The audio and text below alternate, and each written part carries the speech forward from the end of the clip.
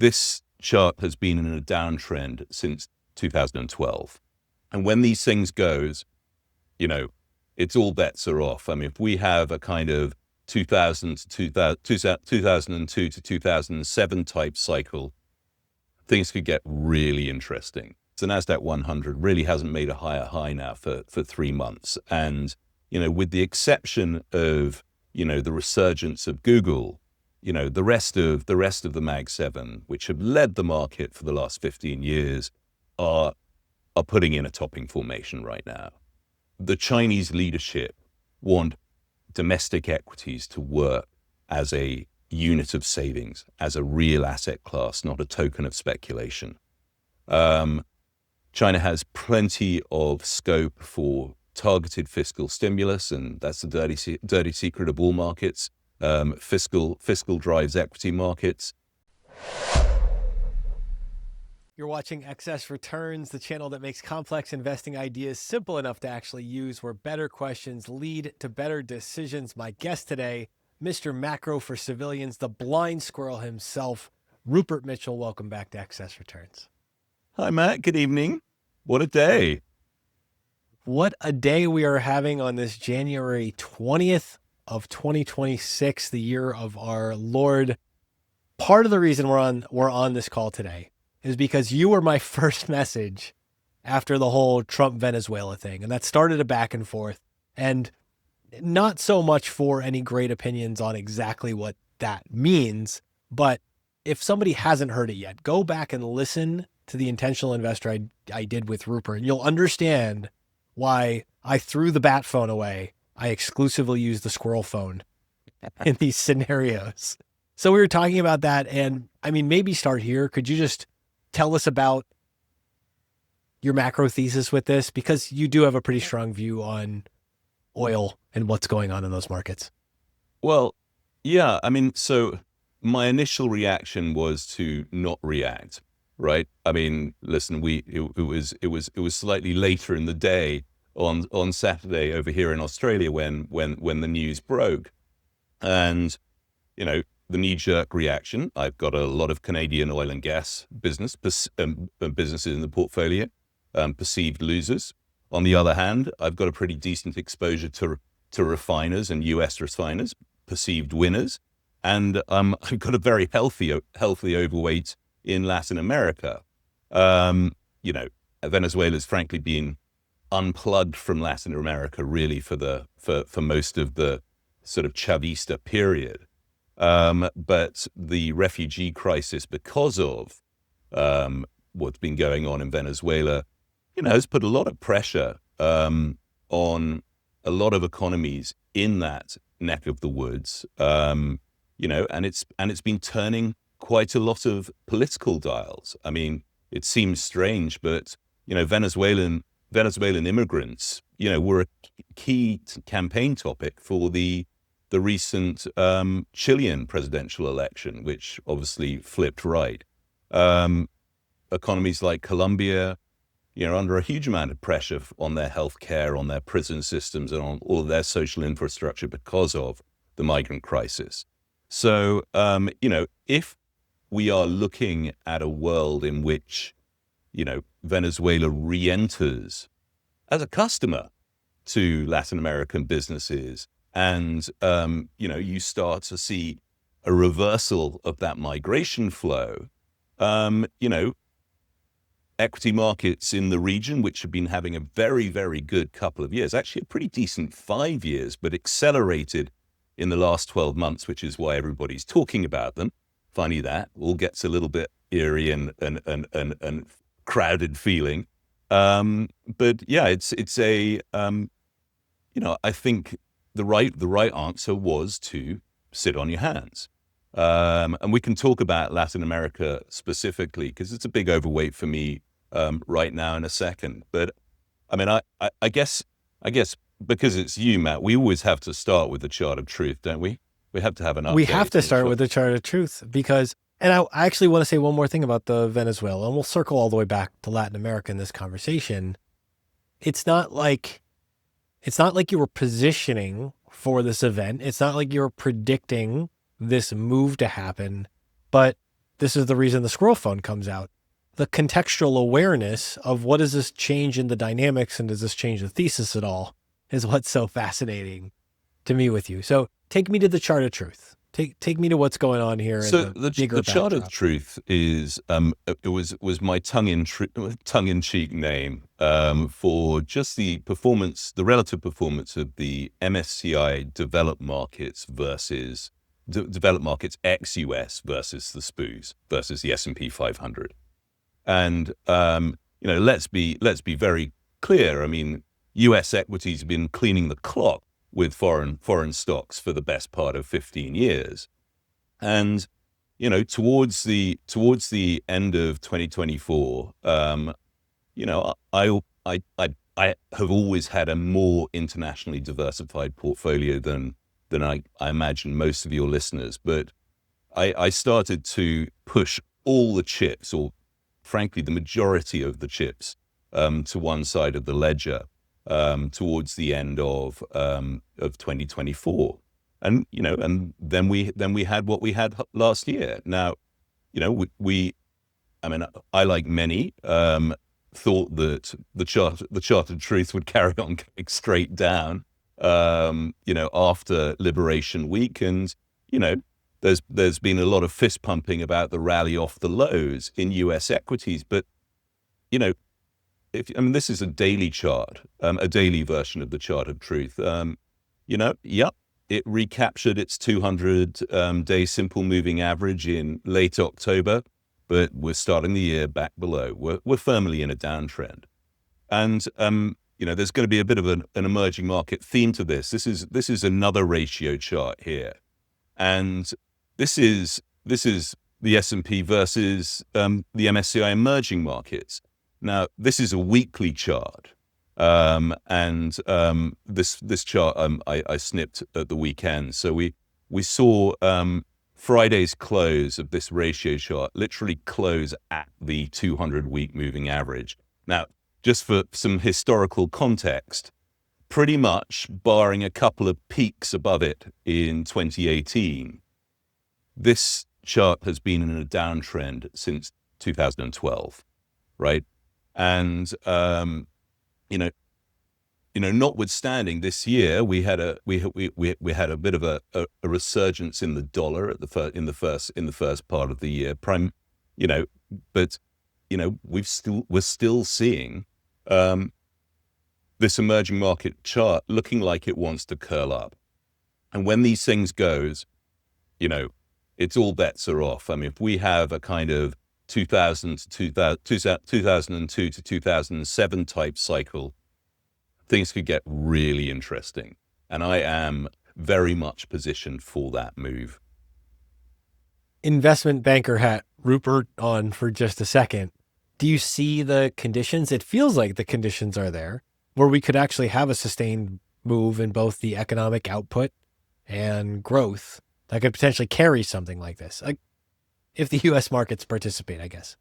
Meaning they don't help themselves. All bets are off. Listen, if we have a complete meltdown in U.S. financial assets, it's really, really hard for, decent positive returns in anyone else's financial assets. So, provided we don't have a complete upset of the apple cart, I think, a relative trade, still works well.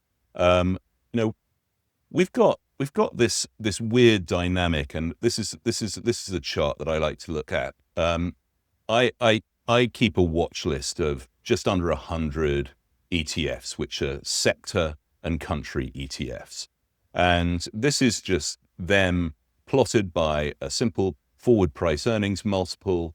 I've obviously cut off the x-axis to get rid of the biotech stocks and the real estate biotech and real estate ETFs. But this is just a year-to-date performance, so not including today. And it's actually, this trend has accelerated with today's market. But there is a clear correlation towards performance and shorter duration, right? And I think you can frame it in, low PE is a simple way to frame that. But yeah, anything, you know, the whole sort of children of Zer, right? The children of the zero interest rate, market, who discount far dated cash flows, whether it's in SaaS software, whether it's in cloud earnings, whether it's in, sticky moats, and monopolies priced to infinity. We've got a big reversal going on here. And I think that, the place to hide is closer to the cash flows and closer to, it's the classic atoms versus bits, right? You want to be in short duration. You want to be in atoms is where I think for this next step in the cycle. I saw an interesting chart the other day that I think the team at KKR had been circulating about the outperformance of low capital intensive businesses versus high capital intensive businesses. I think that outperformance is in the process of topping and starting to mean revert. Talk about that inside or relative to the US markets, for example, because it feels like that's not the theme. We're seeing that theme if you look at Oracle and their balance sheet. But talk to me about where you see that in the US market. Well, the US market is highly financialized. I think you've had Julian Brigden on the podcast a couple of times, who I'm a huge fan of, and his theme about the sort of hyper financialization of US equities. Yes, markets are financialized all over the world, but the S&P 500 and the way in which the leading companies within that index are managed is all about the stock price. It's all about financial engineering. It was all about offshoring. It was all about becoming as capital light, financializing. You've got management teams whose decisions are driven primarily by the way in which their RSU stock awards are structured. It's all being indexed towards reducing equity, reducing the share count, redirecting cash flow, to shrinking that equity. And we're setting up, rightly or wrongly, for a world in which you want to be actually an owner of productive assets, right? Rather than a productive share price. And, I think there is a bit of a sort of negative flywheel effect that you need to think about, where, if industries are suddenly being required to optimize for, returns on functioning assets, as opposed to, indexing on the buyback, you're going to see a significant derating. You're going to see a significant reduction of multiples in the US. Now, the concern I have is that, this feeds back into the real economy.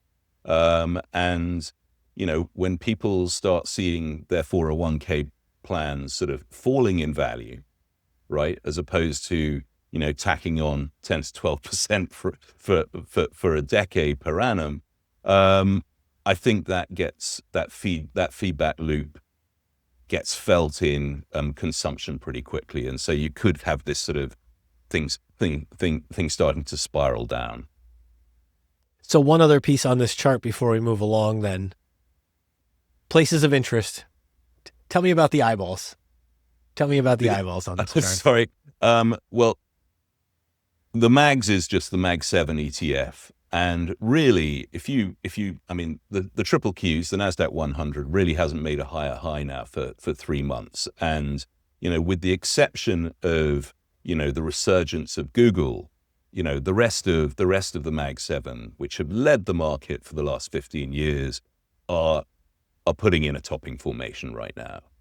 And under discussed last year, and under discussed, because last year to see basically Google and then more or less the rest meeting Well, or there was lagging the always S&P. someone picking up the baton for most of the Exactly. last 3-4 years. It was Jensen that was sort of was running at the front of the pack, sort of waving his golden baton everywhere. But then, really, Google put in a kick save for the entire Mag 7 over the course of last year, and a lot of people called that right. I mean, I get the sense that people don't read me and listen to me for my views on large cap US tech stocks. So I tend to be pretty quiet about them. But the Google bulls, won in the end. When so soon after that stock was written off as going woke and going broke. But the bit that got the extra emoticon of the crack that really caught my attention was the software space. Now, I have been watching the enterprise SaaS business for about 2 years with a very negative bias. People really resent paying their Salesforce bill every month, and have felt beholden to being locked into that sort of enterprise cloud expensive universe. And I think the worm is really turning right now. And WCLD is my one-stop shop for enterprise SaaS. It's like an equal weighted SaaS index. That's off 12% year to date, right? That is, that's as of the close a few minutes ago. I think we're in a world where the whole sort of software's eating the world narrative has really been turned on its head with the introduction of agentic AI. It's seemingly working better and better every single day. And if a smart CTO can sit down on Claude Code with his team and make their own customized, wholly owned CRM system in a few weeks, whoa, these big enterprise SaaS businesses should not be trading at 7 times sales, right? That kind of multiple implies moats into perpetuity. And I think you have to at least call in question. The only other eyeball, while I'm an emerging market bull, I am not an India bull. And so the iShares India ETF gets an eyeball there. I've been waiting for that market to roll over. Outside of the US, it's the most expensive market out there. I've done a lot of business in India over the years. Great place to visit, terrible place to do business, and certainly don't think that the stocks should be valued as richly as they are. And the irony is that the big narrative, the bull's narrative around India, it is quote unquote the next China, right?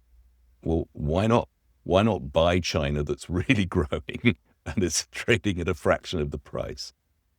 What do you think structurally, just stay on India for just 1 second, then I'm going to take you back to Latin America. What about India makes it structurally, why do you think the valuation has grown to this level? And is it internal flows, is just an outside misunderstanding? It's a combination of both. So there are two things. One, international emerging market investors were told by their boards that they had to be out or structurally underweight China. So that's the next big pool of assets that could be acquired in Asia. So there's a flows issue, but then you've also seen, the Robin Hood effect has hit Indian equities as well. I mean, the amount of, and also the growth of open interest in short dated derivatives. I mean, the explosion of option activity in Indian equities over the last 2 years has been a big part of it. The influence of retail. So it's a combination of the two things. Now, I cannot claim to be an expert on Indian retail. It was a significantly less important part of the market when I was, trafficking in Indian equities, sort of, as a major part of my day job as a capital markets banker in Asia. But that's been a big part of it. And I do think that, as we are we're about to enter potentially a third year of a bull market in Chinese equities. There's going to have to be some kind of reversal of that international flow. So a wise squirrel once told me that Latin America was not just a series of election bets. I like that reductive attitude. How dare you tell me that it should be the other way around? But again, this is what the squirrel phone is for. What's going on here? Break down what's on this slide, because I think this is fascinating. And while there's some distraction, quote unquote distraction, there's some people talking about China still. It's still not a lot of people talking about China. Nobody's talking about Latin America aside from political actions. Yeah, You've got an entirely different take. Listen, one of the real bugbears I have is and listening, I think it's a hiding to nothing, is people trading their politics, right? Yeah, a lot of people in our world, lean to the right and they go, look, Latin America's swinging right, and so it's buy the equities, and I think that is, very dangerous and a little bit reductive, right? I am massively overweight Latin America with a significant bias to Brazil and Mexico, but two slightly different stories there, but largely because I think that we're in the foothills of a commodity bull market, right? And Latin American equities, specifically Brazilian equities, are one of the best ways to play that. So my equity book has just over 12% allocated to LATAM equities right now, with the majority of that in Brazil at the index level and a few single stock positions, such as New Holding, the neobank, and the exchanges. Everyone's saying this is all hinging on the transition away from Lulanomics and the election of a center-right government in Brazil later this year. If Brazilian equity is going to outperform, it's not going to be because of the politics. It's going to be because we're in a commodity bull market.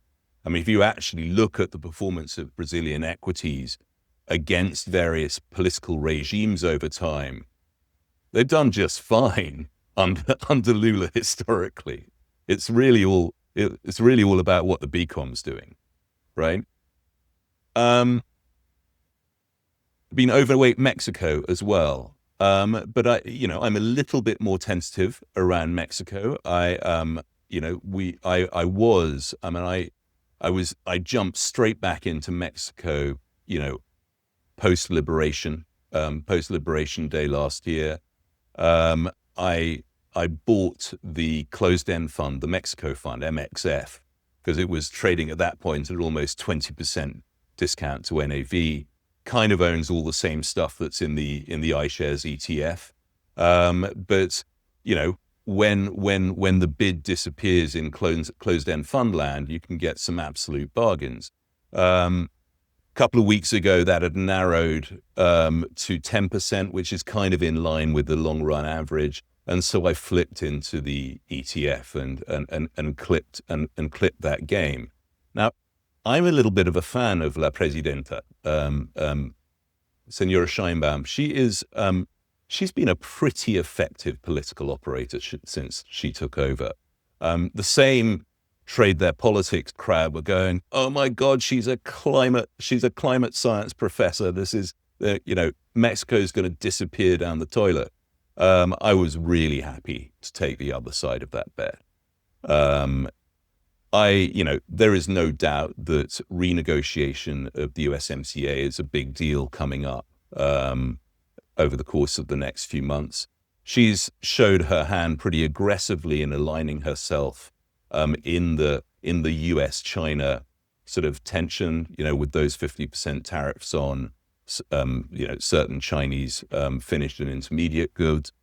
She's armed her negotiators pretty effectively with a kind of we've done our part stance for when they go into the negotiations. But I flipped into the more liquid, less prone to swinging to a wild discount ETF because I think you just need to have your feet a little bit close to the door, right?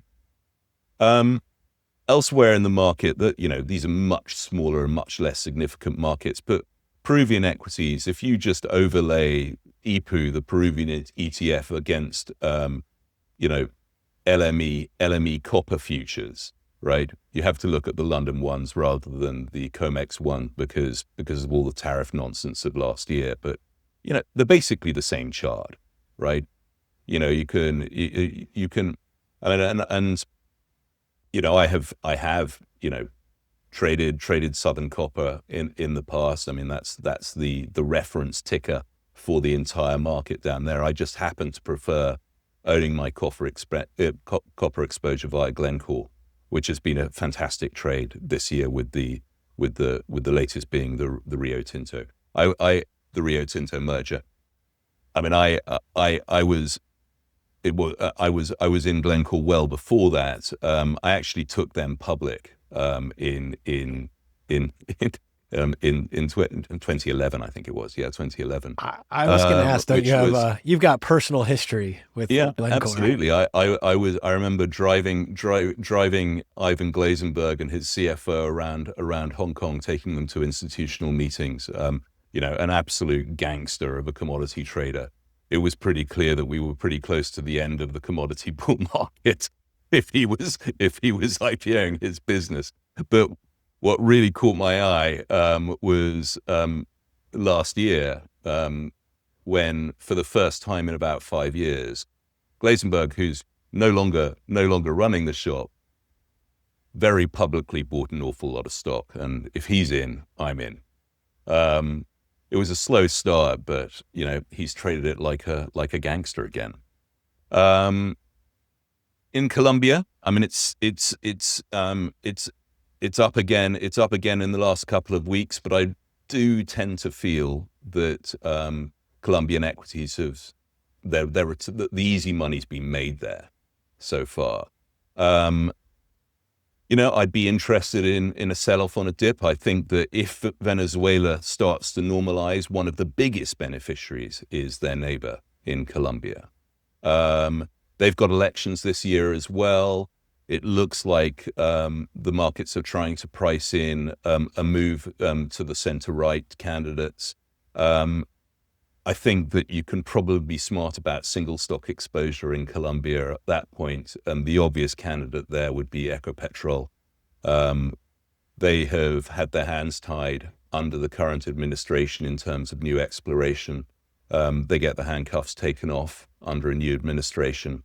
A very cheap stock with a very high dividend yield could be due a re-rating. Chile is a similar story in terms of running hard. Chile really is a sort of natural resources superpower, but there are some great U.S. listed ADRs, Banco de Chile, Latin American Airlines, and of course SQM, which you kind of want to have a nibble at on dips, but they are part of those big large caps are part of the ILF, which is the Latin American Top 40 ETF, which is the vehicle that I use for my broad LATAM exposure. And then finally Argentina. I was in the sort of the Milei trade up until the beginning of last year. I ducked out of it when he did his Libra meme coin rug pull in February. That was a no más basta for me. And really, they've got the hard yards now of maintaining the reform momentum. And I think that the sort of economic and political surprises probably is to the downside there. So that's my sort of run around the grounds on Latin America. Very overweight relative to sort of classic sort of global index benchmarks, with a bias towards the sort of commodity champion. And, if you like, a true global champion of the non-aligned in this multipolar political world. And that's Brazil. And, sure, the election's going to get noisy as we approach it, but that's not the trade here, right? Just a comment on it because I think it's worth saying. 12% allocation to the region in the equity book. Yeah. Global market cap for Latin America, what are we at? Couple percent? Yeah, if that. no, Somewhere maybe between one and two. maybe it's a little bit higher than that. Maybe you get to 3.5, maybe for the whole region. Yeah, For the whole region? Okay, yeah, probably with Brazil and some of the bigger companies, I guess. Yeah. So just to put this in perspective, this is a multi-fold overweight from any market cap weighted indice with Latin America in it. yeah. I mean, we'll talk about how I benchmark myself, in a second when we go back to Bushy. But I mean, I ultimately, well, first of all, I'm not a US person. I do think in US dollars, but my functional currency is a lot more volatile. I do believe that the outperformance of US assets, for all the reasons we've just discussed, is due for a mean reversion in the and provided that mean reversion is not too violent, you can feel safer in markets that would have been very vulnerable to sort of, any kind of whiff of a sneeze in risk sentiment. Listen, I'm not an allocator of $12 billion or $100 billion of a pension fund. So liquidity risk is not something that I need to think too hard about, right? For some allocators, the Brazilian market's not big enough to put a proper overweight exposure. But, frankly, that's not my audience, right? And they have just very different constraints to you or I. Take me through the ABCs. I want to go to Sesame Street. I want to hear why this isn't Jackson 5, why you're putting Big Bird in Asia here. Well, Sesame Street was brought to you by the letters A, B, and C. I was sitting at my desk in London in June, July of 2010. I'd been back in London from China for about 6 or 7 years, and my old friends and colleagues were making hay. And I was working on the IPO of the online grocer in the UK called Ocado, and we had a much more junior role than I'd been hoping for. We've been working on that mandate for 2 years, and then my coverage banker that covered the founders of Ocado went and left us to go and become the CFO of Ocado ahead of the IPO, and then felt he couldn't overfavor his former employer. Just as we were wading through that, the IPO of Agricultural Bank of China, ABC, hit the tape. A 19.2 billion IPO versus my 200 million pound IPO in London. They had a cornerstone tranche where corporate sovereign wealth funds, Hong Kong tycoons were cutting checks in aggregate for $5.5 billion worth of stock, which was going to be locked up for 1 to 2 years. I mean, I thought, oh my God, what's going on? This wasn't a one-off. And there were a whole sort of queue of $1 billion plus IPOs in Hong Kong, China, lining up for the next 18 months. And well, suffice to say, 4 months later, one of those IPOs was, the IPO of the insurance giant AIA, which was being sold down by AIG to pay off the GFC loan from the Federal Reserve Bank of New York. And anyway, that was enough. My FOMO kicked in, and I was back in Hong Kong allocating those very same AIA shares 4 months later at the end of October. I pivoted back to China. Anyway, I've been getting to the current day. I've been overweight China for almost 2 years now, since it was a very, very unloved trade. And I got hate mail for a note that I wrote in the summer of 24, where I said, "Psst, you're all long China anyway. Just most of you are long it at the wrong price," because they were constantly beating up their constantly beating up their their boards so that they could be even more long Nvidia. Where are all where are all of Jensen's GPUs made? They couldn't own China because Chinese equities, because China was about to retake Taiwan, yet they had some pretty concentrated Taiwan risk themselves. Anyway, fast forward, by September you had Dave Tepper giving Joe Kernan a heart attack on Squawk Box by saying you should buy everything China. And then we had one of these classic Western fried rice trades. I'll talk about those in a second. But fast forward to today, I do think that the worst of the trade war, US-China trade war news is behind us. Green light from the top. What I mean like that, it's, the Chinese leadership want domestic equities to work as a unit of savings, as a real asset class, not a token of speculation. China has plenty of scope for targeted fiscal stimulus, and that's the dirty secret of all markets. Fiscal drives equity markets. There is plenty of cash in terms of household and corporate savings, both on and offshore, that can be put to work. The companies are cash rich and are being encouraged to buy back their own shares.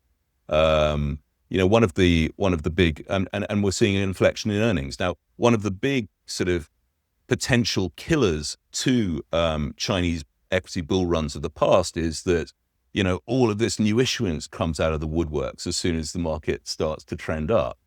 I think the danger of that is very low. With anti-involution policies, Chinese corporates are not being encouraged to invest that capital and that cash in excess manufacturing capacity now. And then finally, I'm a curmudgeonly value investor at heart, and these assets are really cheap. So in terms of positioning, when Dave Tepper goes on CNBC and saying he's backing up the truck on Chinese assets, you get the hot money flows, right? And every guy in a fleece vest in Midtown Manhattan reaches for 30 Delta calls on Alibaba, right? Listen, I've got nothing wrong against Alibaba. Again, I worked on Alibaba's ADR IPO back in 2014. It's a fantastic business, but the core US listed ADRs are very dangerous vessels for getting whipsawed by hot money flows. And the way I've been gradually building my overweight position in China is to stick with my LBC, which is my lower beta China. So, a dirty little secret that, one of the best performing assets anywhere in the world over the past 24 months has been state-owned Chinese banks, as their dividend yields have compressed from double digits to down closer to 5.5%, 6%, right? Utilities, telcos are another example of that. Quite funny. So a core holding for me in Bushy is DVYE, which is the iShares emerging market high dividend ETF. If you look at the attribution of returns, which have been great over the past 12 months, almost a quarter of those has come from those Chinese banks. And I know certain sort of vocal owners of this ETF that are also in the China is uninvestable camp. I find that dissonance quite hard to piece together. The other thing I wanted to point out is that chart at the bottom there, that red line there, is just the relative chart of the A shares so the domestically listed A shares in China versus the offshore shares in the MSCI China, the FXI ETF, which is the iShares Large Cap China ETF. Now, we, in the midpoint of last year, the A shares started to catch ground. And this is really consistent with what I'm talking about in terms of the encouragement of domestic investment in equities. And, this looks to me like the start of a real trend over the coming year. And provided, I'm long both on and offshore Chinese equities, but I have a hunch that the onshore names are going to be the ones that outperform, and also that will outperform both on the up and the downside. Remember, when what's known as the national team get involved to support Chinese equities at times of dislocation, it's the big A share names where the buying comes. And actually, financials are those big financials are actually a relatively small percentage of the CSI 300, which is the index that the A shares the A share ETF tracks. So that's kind of where I am on China. Just another illustration of this Western fried rice. So this is Tencent versus Alibaba since the October 2022 lows, which is when I jumped. Which was my first jump back into Chinese equities post COVID, was to buy my old friend Tencent. Now, one of the reasons that a number of reasons I like it, but I think both are formidable companies. But if you look at Tencent, which has its primary listing venue in Hong Kong, right? There's an unsponsored ADR that people can trade in the US, but it's essentially an overseas stock. If you compare the drawdown profile between Tencent and Alibaba over the last 3 years, I mean, the difference is stark. The thing about trades is being able to stay in them. And if you're regularly looking at sort of 30-40% drawdowns, there's an awful lot of stopping out, or an awful lot of round tripping pain. So those drawdowns cost total returns over time, right? And since that my entry point in October 22, Tencent 700 Hong Kong has outperformed the Alibaba ADR by about 60%. Actually, I went to go and see Tencent in Shenzhen back in late October, a trip organized by our mutual friend Louis Gave. I have to say, it's very easy to, even in my mind's eye, it's my largest single stock position, and I go, maybe I should be trimming it. Weixin is an amazing super app. They've cracked they've cracked the super app concept with WeChat. If you look at what they're doing in the cloud business, what they're looking in AI, you look at the Tencent meeting is their equivalent of Zoom, and it's just sort of night and day better. They've got unicorns and decacorns sort of lurking in the corner of the broom cupboard everywhere. There's just so much value. Sorry about Barney. They're just feels lurking. Very strong about the Tencent position. Yeah, he feels very strong about the Tencent. The largest household position had to chime in. Wait, I want to keep you there on this because this is what I was going to ask you about. You went over there and visited, and would you just comment for a second here on the difference between the way Tencent in China is approaching AI versus how we're talking about it in the rest of the world and the capex spending? Well, I mean,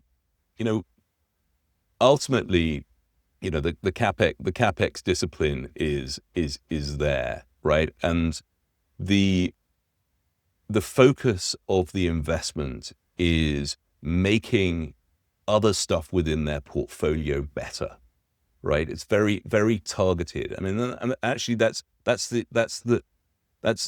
my impression of the total approach towards AI development in China. The focus is on how can AI improve our already strong position in high-tech manufacturing and in complex manufacturing processes. It's not about cat videos and meme creation, right? Which I just think is just a massive misallocation of capital. Yeah, I mean, listen, I mean, the announcement recently in terms of sort of the integration of AI into the WeChat ecosystem, it's all about enhancing what is already leading and best in class. And, I just think that's the right way to approach it. Your trading hat on, stock picking inside of China. And again, for the viewers here, this is why you're not going to find a lot of people talking about this the way that Rupert does. So even if you're not going to try this at home, it's interesting to hear somebody working through this, which I think is so fascinating. Stock picking in China. Yeah, listen, I have my core positions at the index level via FXI and via the A-share ETF, but like the Tencent position, I have been adding, mainly until recently, sort of classic low beta exposures, those utilities, those telcos, a basket of consumer names that I find interesting. Some are more racy than others, like Popmart, the creator of the Labubu dolls. That's had a wild ride, but I added a couple of new positions at the end of last year, which I think are really interesting. The first one is a name that I've known for years because they've been around as long as smartphones have been around, which is Sunny Optical. Now they make they're the dominant supplier of camera modules, and I got interested in this by, I'm terrible at early adoption with consumer tech, and I didn't think the iPhone would catch on. I was too wedded to my BlackBerry, and when Oculus Rift came out with sort of the concept of wearable tech, I thought, oh, heavens no. But if you look at what's going on in terms of Chinese consumption, the explosion now that China has figured out how to make really cheap equivalents and better versions of the Meta Ray-Bans. I think that we're going to spend a lot more time talking about wearables in 2026, and a great first derivative play on that would be the maker of the smart cameras that go into every one of those frames. Listen, this is a, I mean, at the moment, I'm hovering just above my stop. I'll be very disciplined about it, but I think that, if 26 is the year of wearable eyeglass, smart glasses, this stock's going to do very well. The other example is, I mean, I'm a terrible investor in biotech, right? I got some stories I can bore you with about that, but I mean, essentially, I have typically always outsourced my investments in healthcare and biotech to people that really know what they're doing, or at least when it comes to FDA approvals and things like that, know how to count the cards. But the Foundry sisters are the name I give to the two Wuxi companies. It's Wuxi AppTech and Wuxi Biologics. And the reason I call them the Foundry systems is these guys are to biotech what TSMC is to the fabless semiconductor companies, right? So China's really good at complex manufacturing and complex processes. And these guys, there are names like Charles River in the US that do what these guys do, but these guys are doing it at scale. They were beaten up last year on trade war concerns, but they, and this is specifically the Biosecure Act. It looks like the worst of the risk related to threats to their business from that have gone or are going away. And, I think these will be, and they're not going to have the same kind of monopoly as TSMC, but they're going to be part of a very powerful global oligopoly. If you look at FDA applications generally, right, 95% of them get kicked out because of the manufacturing process or the testing process. So it's that very, it's not because of the concept or toxicity or concerns or things like that. It's, concerns about, is the formula going to be made consistently and reliably, right? And, if you have got service providers like the Wuxi twins that are basically all but removing a lot of that risk from you, they're just going to be your go-to people. Zoom me up to a much, much higher level. I want to talk benchmarking. I want to talk how you think about your portfolio and rating it against something else. So I didn't actually start talking about, I honestly thought that people just wanted to go to the squirrel for his acorns until, towards the back end of 2024, a lot of my readers were saying, well, what does the beta book look like? And I said, that's very boring. You don't want to talk about the beta book. But eventually I was convinced. And so I started publishing and sharing this portfolio every week with subscribers, and we previewed it on a previous show, so I won't take you through the puns and the acronyms. But Bushy had a great 2025. I benchmarked myself against big retirement, US big retirement.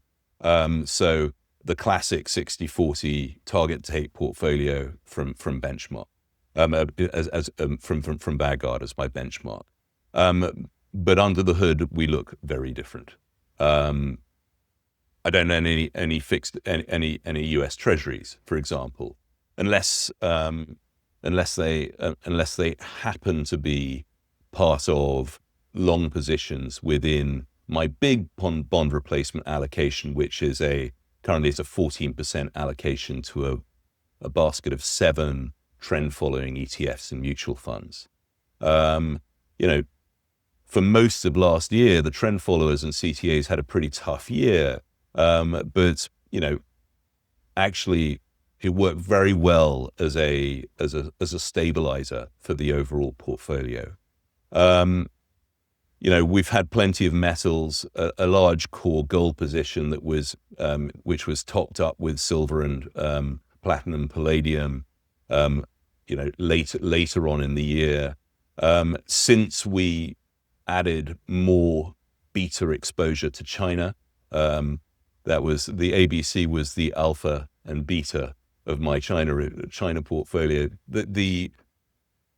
We're now over 30% in emerging markets if you take into account the other fixed income component of Bushy, which is the emerging market local currency bonds.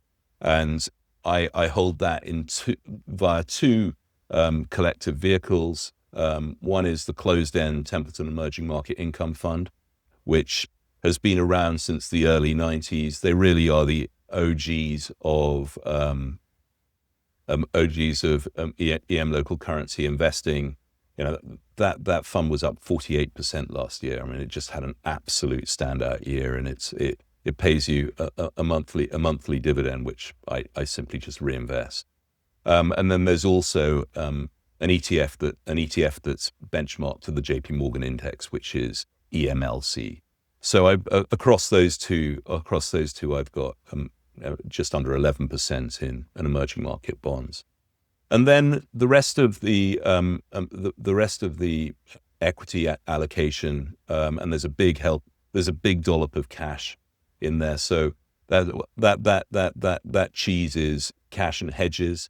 I'll talk about the OTC hedges in a second, but essentially, this is about pure cash, i.e., T-bills is mid-single digits. I also have a large allocation to really what is T-bills plus a credit hedge, which is the ProShares SJB ETF, where essentially you're long a basket of bills plus a swap on the high yield CDS, right? And it's a very low cost of carry way to have, some insurance on an upset in credit markets. And then there's an OTC hedge book, which currently now, given the sort of non-dollar bias of my portfolio, owns some Euro USD puts and some out-of-the-money call options on the SMH semiconductor ETF, just in case, Jensen has another one of his gangbuster years. And then thematic equities has got a very strong energy bias. These are my Canadian energy stocks, my refining stocks, a big slug of European defense companies, and then all over the emerging markets. So there's a decent position in Indonesian equities in the EM portfolio. I think there's a really interesting year ahead for Indo equities as Prabowo pivots to fiscal. Indonesia is another big winner as a professionally non-aligned member and big player in the global south with, an awful lot of very valuable natural resources. Not least, being, the Saudi Arabia of nickel, right? Which is having a very decent start to the year. So, and then, there's within developed markets, international, a healthy dose of Japanese exposure, where I particularly like the banks. So we're not going to be able to get deep into the Japanese banks exposure, but I think this is a perfect segue to the benchmarking, the beta exercise, fascinating. You're not going to get that from most people offering some trading product or whatever else.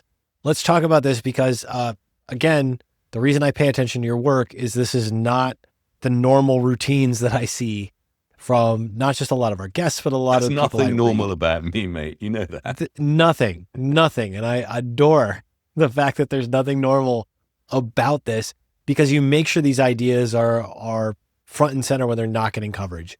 I'm going to send people to Blind Squirrel Macro to find out about the Japanese banks, but let's talk about the content you're putting out.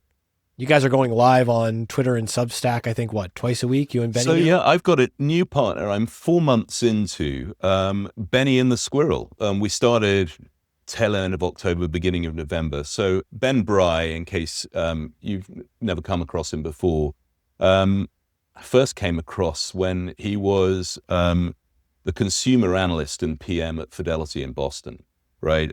So he's a lot younger than me, but he's got a really superb pedigree in finance. And, since just around pre the GFC, he's been managing hedge funds, his own family office. He is highly quantitative. He's very much a vol trader. He runs a tail risk fund for a couple of large endowments. And we get on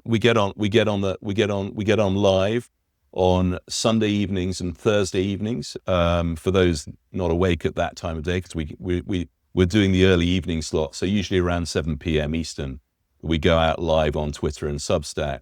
But then obviously the recordings are up on YouTube after that. And, our subscribers to our services also get, the slides and the show notes and stuff like that.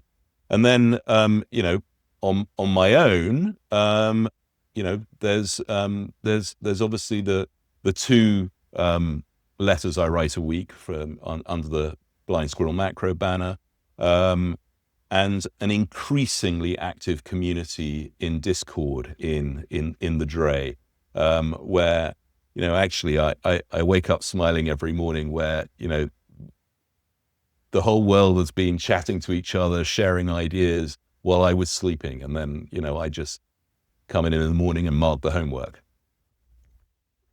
Nothing like having to step in to mark the homework. If you're looking for an outside perspective, I can't recommend this enough when I say that this was the first place that I went to find out what was going on with the Venezuela news. When I hear something about Latin America, when I hear something ex-US, nobody's better than the blind squirrel himself. Rupert Mitchell, I want to thank you for coming back on Excess Returns. Anytime, you know it. All right, we're going to be doing more. I'm getting you and Louis Vincent Gov on this at some point this year because I want that international edition too. Okay. Well, that would be so much fun.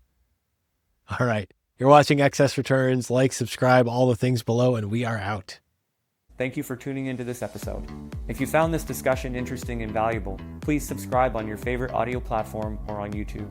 You can also follow all the podcasts in the Excess Returns Network at excessreturnspod.com. If you have any feedback or questions, you can contact us at excessreturnspod@gmail.com. No information on this podcast should be construed as investment advice. Securities discussed in the podcast may be holdings of the firms of the hosts or their clients.